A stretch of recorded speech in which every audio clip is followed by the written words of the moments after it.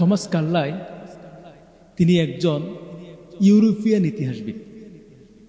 তিনি তার বই অন হিরোজ হিরো ওয়ার্শিপের মধ্যে জাহিলি যুগের আরবদের অবস্থা বর্ণনা করতে গিয়ে বলেছেন, এই আরবরা ছিল বন্য বর্বর। এরা আদিকাল থেকে মরুভূমির মধ্যে বসবাস করত। এরা ছিল অখ্যাত অজ্ঞাত মেষপালক এক জাতি। অতঃপর তাদের মধ্যে ঐশী গ্রন্থ হাতে নিয়ে একজন নবীর আবির্ভাব ঘটল।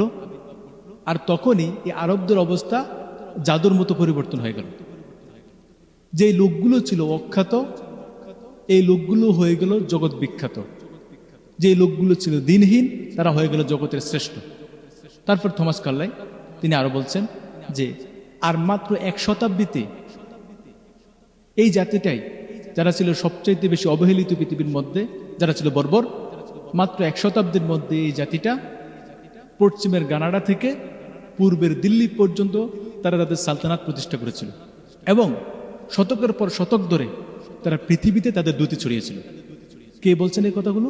Thomas Carlyle. তিনি একজন ইউরোপিয়ান ইতিহাসবিদ। তিনি আরবদের অবস্থা বর্ণনা করতে গিয়ে এই কথাগুলো বর্ণনা করেছেন। তিনি এখানে একটি বর্বর জাতি কিভাবে পৃথিবীর সর্বশ্রেষ্ঠ জাতিতে পরিণত হলো এটার কারণ উল্লেখ করতে গিয়ে বলেছেন, তাদের মধ্যে একজন নবীর আবির্ভাব ঘটল, আর অমনি এই জাতির অবস্থাটা জাদুর মতোই পরিবর্তন হয়ে গেল।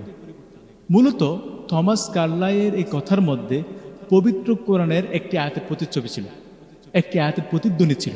সেটা হচ্ছে পবিত্র কোরআন 14 নম্বর সূরা ইব্রাহিম আয়াত নম্বর 1।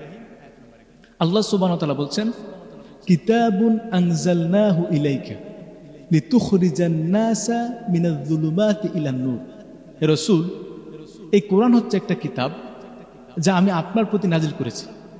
এটা দিয়েছি এই জন্য, লিতুখরিজান নাসা মিনাজ যুলুমাতি ইলান নূর, যাতে আপনি এই কিতাবের মাধ্যমে মানুষকে অন্ধকার থেকে আলোতে নিয়ে আসতে পারেন।